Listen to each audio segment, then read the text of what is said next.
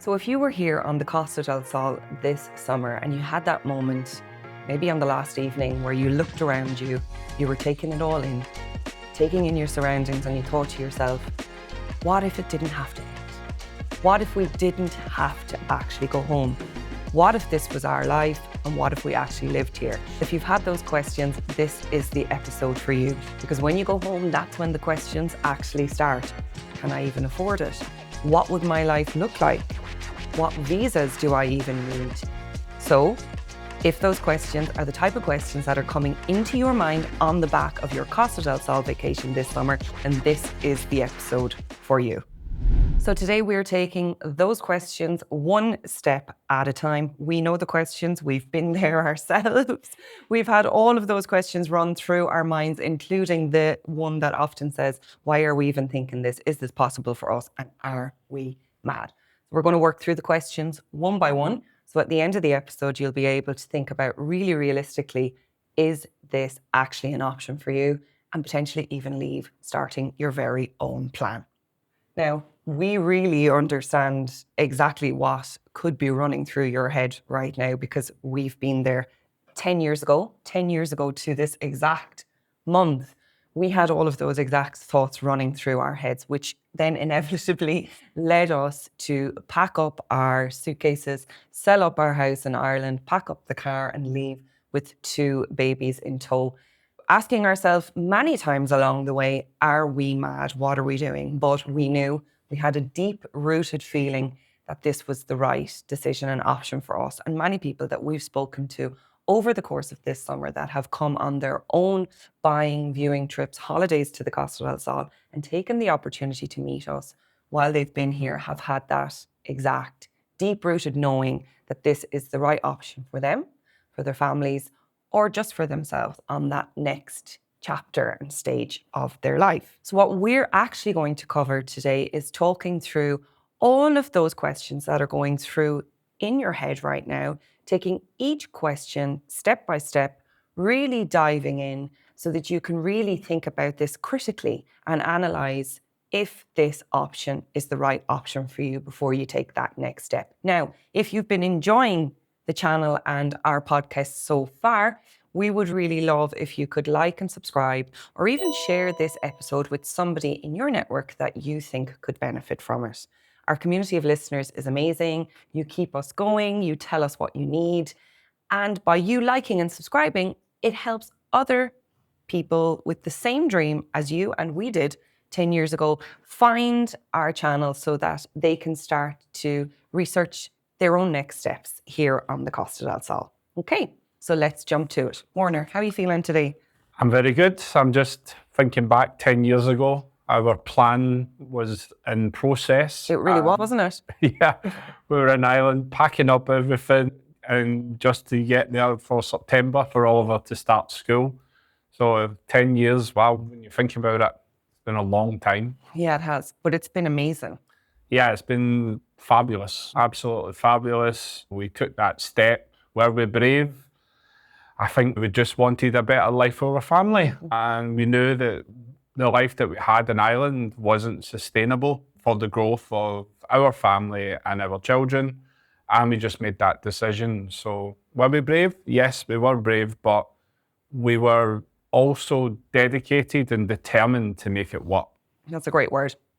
Determined. We really did have that steely determination that I suppose comes with youth. Well, yeah, you're saying. But look, what I want to do first is really home in on the moment. So what do I mean by that? So often when we speak to our buyers who choose to work with us, who are making the big leap to purchasing on the Costa del Sol, they talk about that moment, their defining moment where they knew that this was no longer a pipe dream. This was no longer a vision on the vision board. This was something that they needed to no longer manifest into reality, but now start to take informed action to make this moment a reality. And often it can happen the last few days of the holidays. That kind of feeling of dread starts to seep into the gut of your stomach, where you're feeling like, what am I going back to? Maybe there's something disconnected in your life at home. There's been a change or a feeling niggling at you for a while there telling you that something needs to change, that you need to shake something up. And people often say to us that it does happen on the last night or the last day of their holidays because they have to face that reality. They might be sitting down for dinner as a couple and start to feel a little bit emotional. And often it's even a silence between you both that you're really not acknowledging out loud because you're afraid that the other person will think you're mad if you acknowledge it. But it's there. It starts to take roots, and at some point it needs to be acknowledged. For us, our moment was 10 years ago. We had come to Spain to celebrate my 30th birthday. We were on the beach on the last day with our kids, and there was just this deep sense of dissatisfaction. And I think that we were skirting around it, and we were kind of looking around us going, oh my God, could this be real life? And I think we'd both been thinking independently in our own thought parallels that we wanted a change, that life wasn't satisfying us, that we were unhappy. We were working to live. Yeah, we were like, we were just blissfully unhappy. Unhappy. And that's the reason in the winter months you never seen the sun because you would just be working. So yeah, the last day on that beach, we're seeing the kids playing and smiling and everybody was happy and we were just sitting there to do it. We made up our mind straight away and well, luckily everything just clicked into place for us and we just made that jump, made the leap. So it was great. Yeah, and obviously I suppose we're probably fast tracking things here a little bit, but I suppose what Werner is alluding to is that once you acknowledge it out loud and you say it to yourselves what you want and you support each other on that decision and then you approach it as a plan that this is going to become a reality for you, the pieces of the puzzle do start to fall into place very quickly. I think it's about believing that it's possible for you and acknowledging what you want.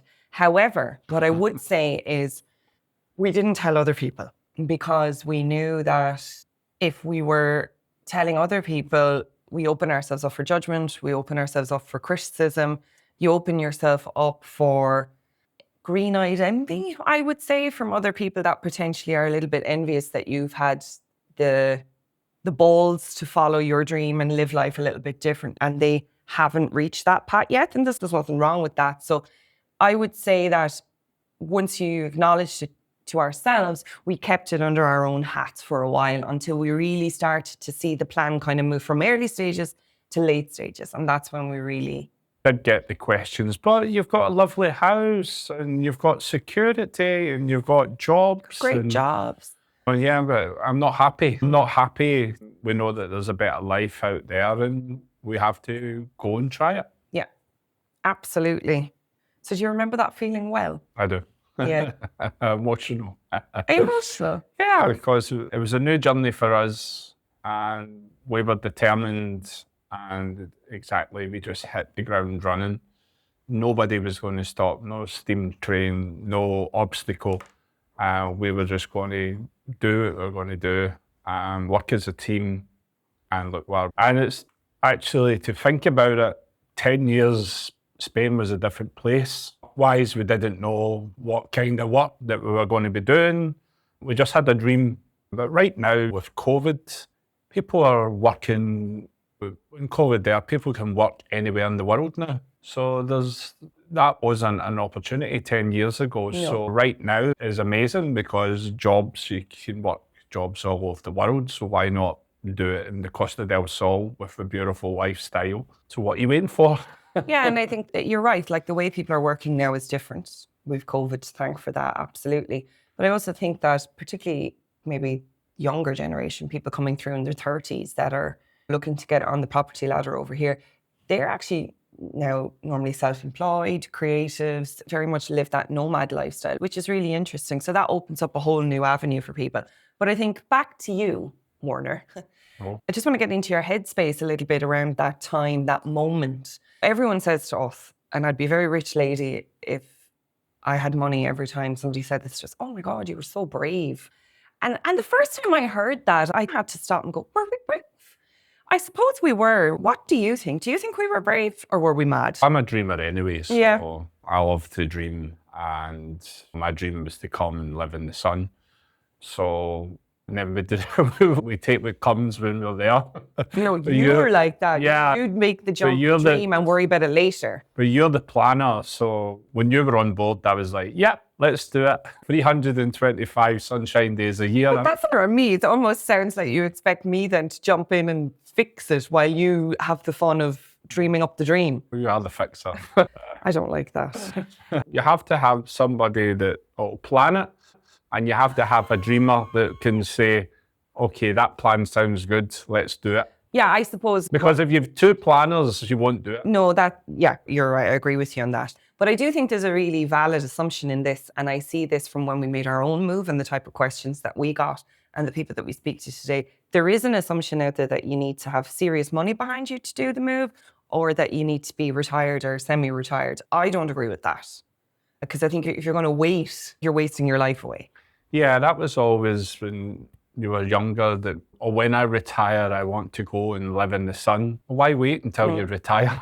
Because as you just said, the rules around work and where we work from and global mobility and companies having global mobility programs. Yeah. That's different now. The landscape completely different. Yeah, absolutely. And Malaga's becoming one of the biggest tech AI hubs in Europe. So it's opportunity for every family to come here and enjoy the lifestyle. Okay, so we've established the moment, and if you're feeling that moment, you're not alone.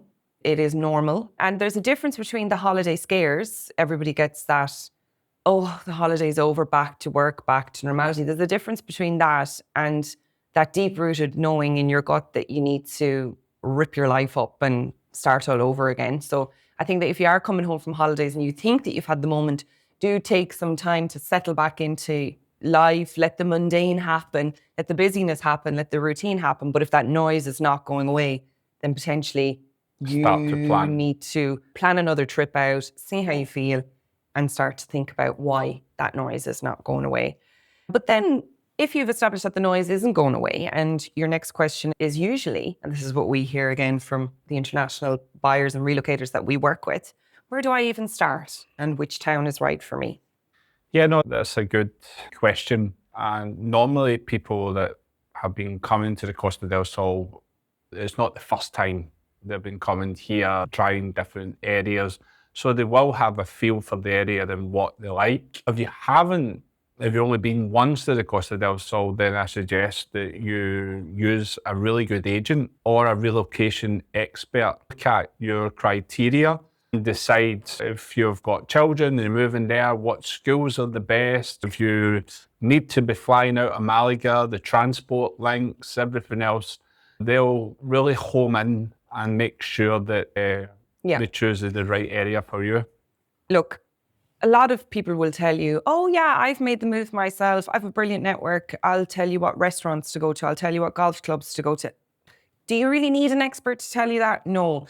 You need an expert that's going to sit with you and help you tap into that next chapter of your life, understand what dependencies are important to you. Do you have family members? Do you have elderly parents that are going to be coming out? Do you have mixed family dynamics where you're going to have stepchildren or siblings that need to be able to reach the airport easily? All of these things are really important. They're the critical questions that your plan is depending on, not what nice restaurants you want to eat in at the weekend. And it's important that you don't get alluded to the kind of fluff and you focus on the fundamentals, because those fundamental questions are the important things when it comes to choosing your location. So Warner is completely right. So get the right support team behind you.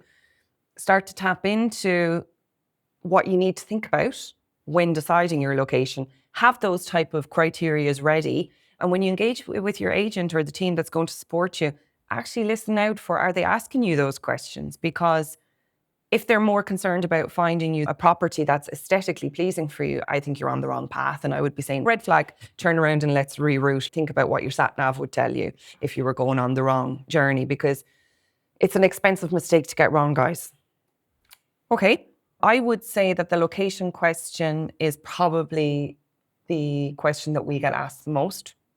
Yeah, and we have always stuck with choose 3 areas that you want, that you like. You know, there's lots of information out there. Look at them, decide what you want to do, choose 3 areas, and come on a viewing trip in the winter and check them out if you can, because the summer, everything's great. Everything looks amazing. I would challenge you on that though. Okay. Come in winter and summer, because you get two very different. So winter when it's quieter, summer when it's probably unbearable because it's so busy, and you need to be able to really evaluate if I can be here in winter when it's at its quietest, and if I can be here in summer when it's at its busiest. The 3 locations, yes, that's always brilliant advice, but only once you have really been clear and honest with yourself about what dependencies you have on you when you come out here and what the next stage of your life is going to look once you get here. Because different locations offer different lifestyles.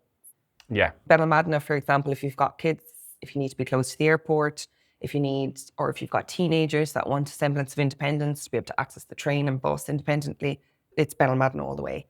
So those type of things are...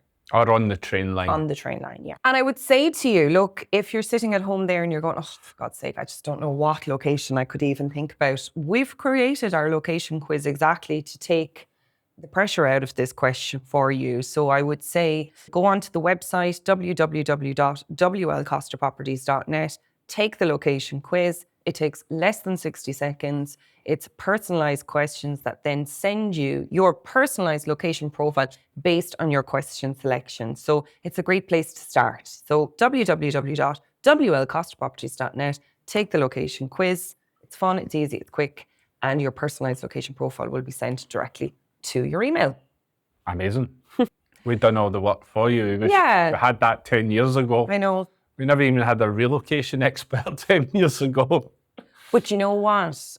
I think that was leading us to our purpose. Yes. Because we have the horror stories, the great stories, the ugly stories. Yeah. And we made mistakes. We did make mistakes. That's what I mean. Mistakes. So we're in a position now to tell people what mistakes we made. And we didn't just move ourselves. We moved families, kids, all the emotions that go with that. We bought investment properties. We flipped properties. We renovated. We've done everything. So I think that's why we have the expertise to help others do the same. I'm sticking to the chair here. Exactly, yeah. Okay, another question people always ask is about the costs. What's it actually going to cost me?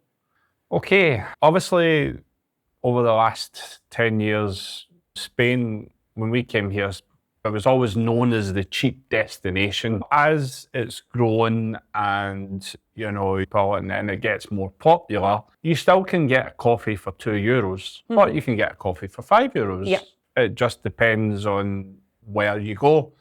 But one thing I would say, if you're coming here to live, don't live and be on holiday. No, but everybody does that for a little while. Yeah. And I think you're allowed to do that, but you need to say to yourself, there's going to be a cut-off date where I'm going to end holiday mode. Of course. I did that myself this summer, let's be frank. We had a lot of people over. I turned 40 and I probably lived like a tourist for... Sandra's kitchen was closed. I probably lived like a tourist for 3 weeks and then said to myself, no, reality, I'm starting to feel the pinch in my pocket a little bit, because obviously when people are on holidays, they're saving all year to come here for 2 weeks and eat in beautiful places and eat out every night. My pocket felt the pinch, let's put it that way. So reality has eventually settled in. But I'm talking more around what's it actually going to cost me to make the investment. So I think there's 2 things here. There's the cost to relocate.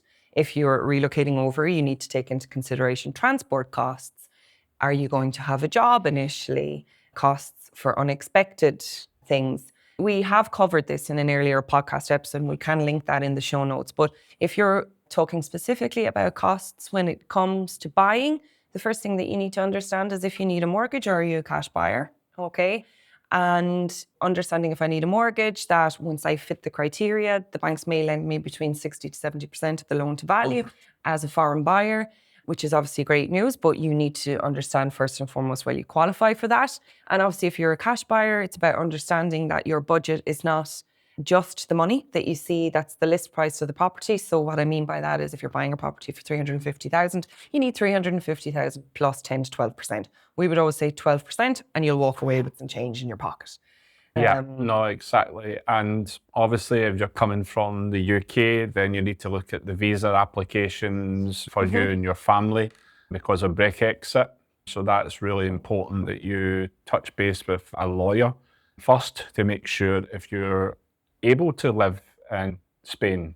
So that's really important. Yeah. If you're coming from outside of Europe, you need a visa. Yeah. So those are the type of things that you need to be thinking about now bbefore you start falling into the dream of browsing properties on property portals or Idealista or watching too many episodes of A Place in the Sun. Yes. People always ask us about work, and usually like employment here, can they work here? And often when we do discovery calls, particularly with people that are still of an age where they need to work or they're coming with family, this is obviously, for obvious reasons, a real worry and a concern. So you need to think about this in a couple of different ways as well. So first and foremost, if you are working for an international company that has a global mobility program and they have a legal entity in Spain on the Costa del Sol, you'll probably be able to approach your HR department and ask what are the options available to you in terms of global mobility and international working and working remotely. If not, then you need to think about, can I get employment with an international company in the area? So you're going to need to start researching what companies have an international base in the area that have spoken languages in English, particularly if you don't have Spanish competence just yet. If you're going a different route and you want to be self-employed, that's something that you need to think about in advance as well, particularly if you're going to be applying for a visa, because your employment stipulations are going to be important as part of your visa. So you need to think about those things up front as well. But yes, you can work, but you need to have that discussion between yourselves as a family. What are the right options for you first before you make that move? And one note to take, if you are coming with family, then make sure one person takes the lead of that and the other person stays behind to look after and make sure the children are settled in school and everything else. Yeah, so we made that mistake at the beginning. Both of us jumped into employment, and it meant that Warner had to step back and take a back seat for a while because we had two small kids to integrate. So put that as part of your plan, have that honest discussion first, like depending on maybe who the earner is at the time and whose employment is most stable. Is one of you prepared to focus on the important work of integrating family first for 3 months while that part of your life gets settled, and then you can both jump at that together? I think that's an important discussion to have first as well around the topic of employment. Good point, Warner.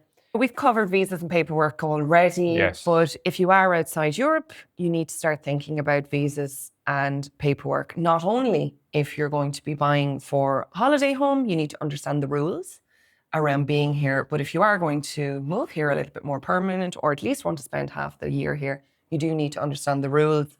And if you're going to move here permanently, you need to understand visas. That's a P1, I would say, priority 1 before you do anything else. Priority 1, visas and eligibility to be here. Priority 2 is definitely around budget costs. Priority 3 is around employment and long-term plans. And then priority 4 is around your actual plan, your actual move, the logistics around getting here. Do we rent or buy first? Good question. So we rented first, actually. Try before you buy. So look, if you're coming from where you have your own house back home and you've had it for a long time, when you come to Spain, you're thinking, I don't want to rent, I want to buy my own house. And if you're 100% certain in the area, I always take as if you can buy it, if it's affordable to buy it, because you don't know how long you're going to be in that rental trap for. So it's better for you, if you find a good property, you can afford it, is to buy it. Yeah, I would agree. Rental prices are very expensive here right now. And often it could actually be cheaper for you to jump in and buy if you're in a position to do that. Yeah. We rented initially, it was 10 years ago. I think if we were coming now, I don't believe that we would. We were in the process of a change. So we were selling a property in Ireland, so we didn't need to wait for some money to be released, which impacted us a little bit. And also we weren't 100% certain on our location. So we did rent, but I would say now that's a harder option. And it's harder to find properties that are going to suit your requirements to rent, that are probably within a budget that you're going to be comfortable to pay for. Long-term rental properties here are really expensive. Yeah, exactly. Okay, that's that question. The language, fitting in, finding your community is always one that people worry about.